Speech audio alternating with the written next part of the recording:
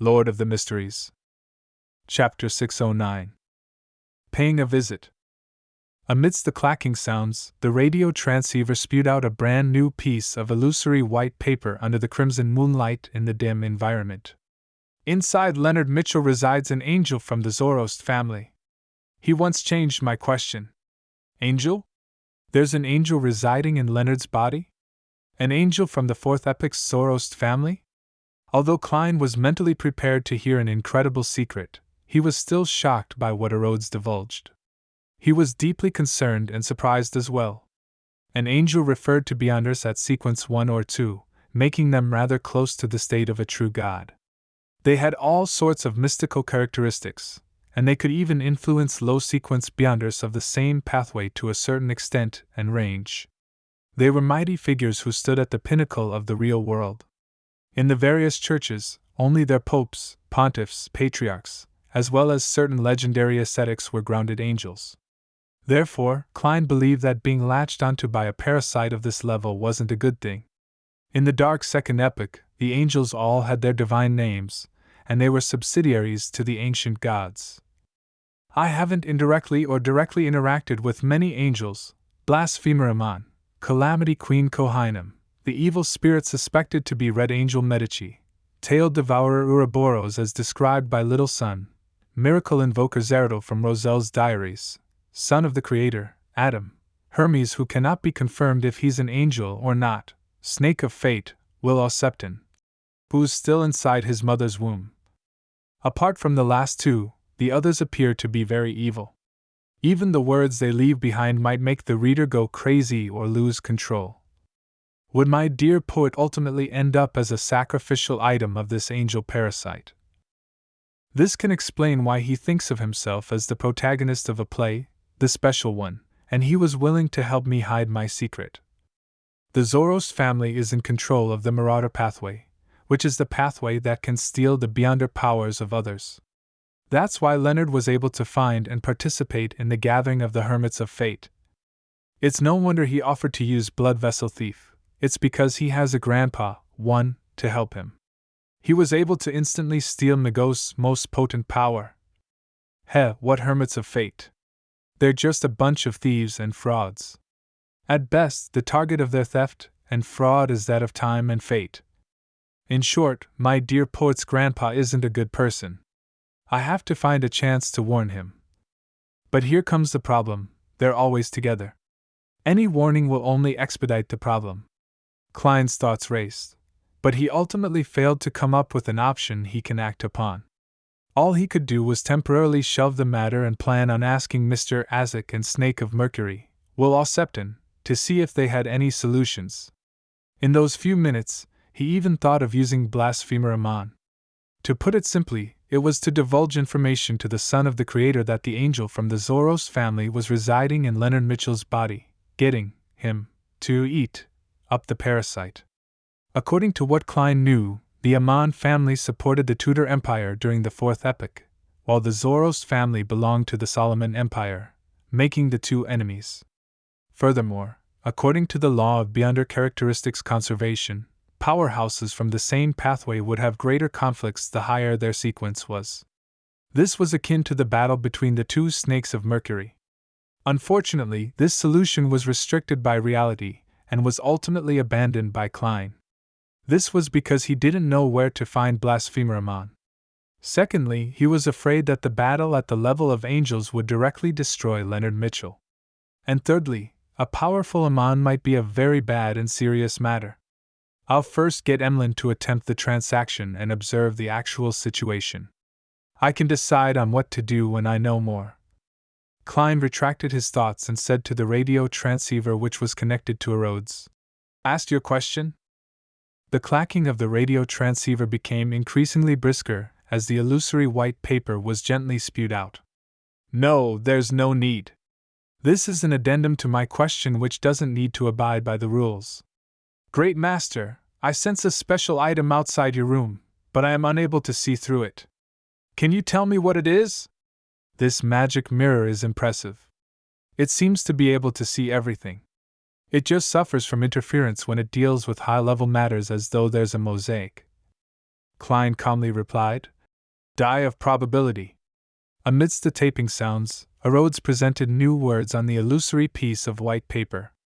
So it's that thing. Great Master, you can ask your question.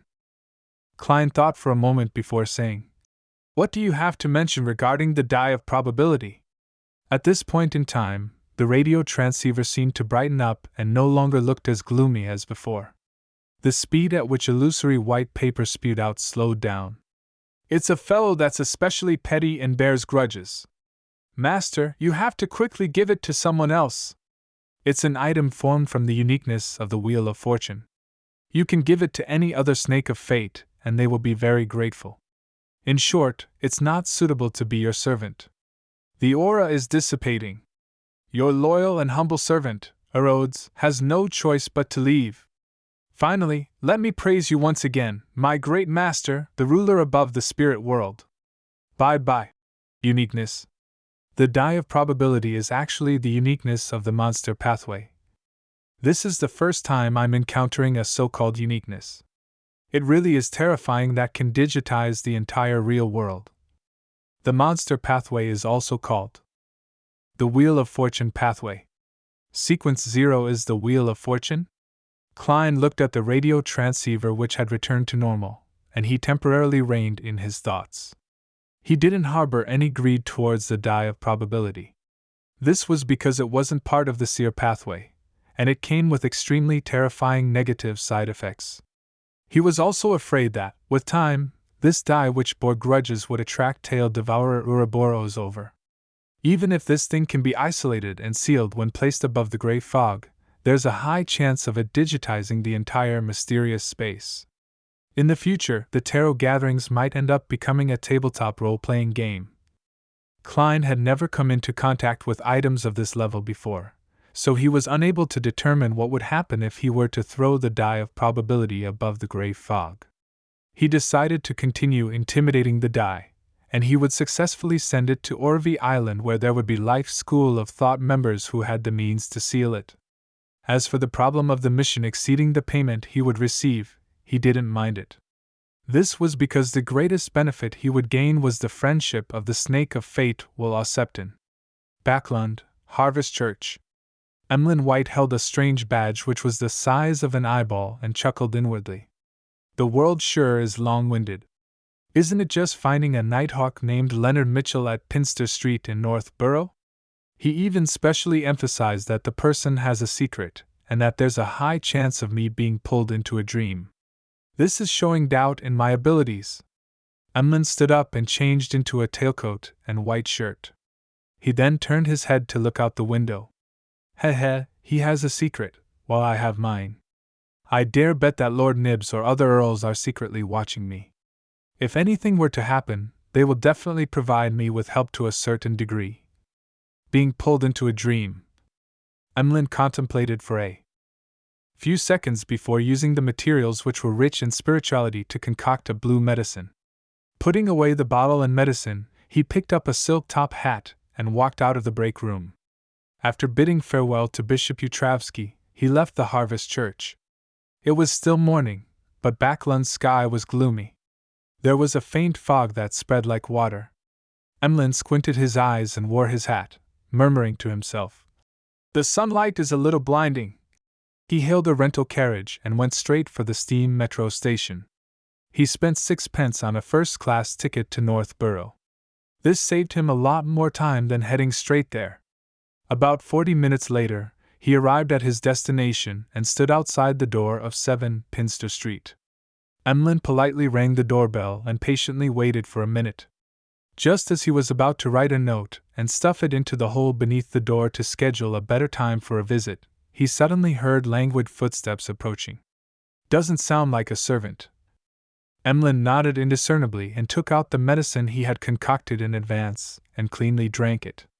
Then, he watched the door open and saw a black-haired, green-eyed man appear before him. He was dressed in homewear, a white shirt and black trousers. His shirt was untucked, allowing it to flutter gently in the wind. Amidst his suaveness were hints of uninhibited freedom. Although he's a believer of Evernight, I have to say that his looks are barely comparable to us sanguine. Emlyn took off his hat and gently raised his chin. Good morning, are you Mr. Leonard Mitchell?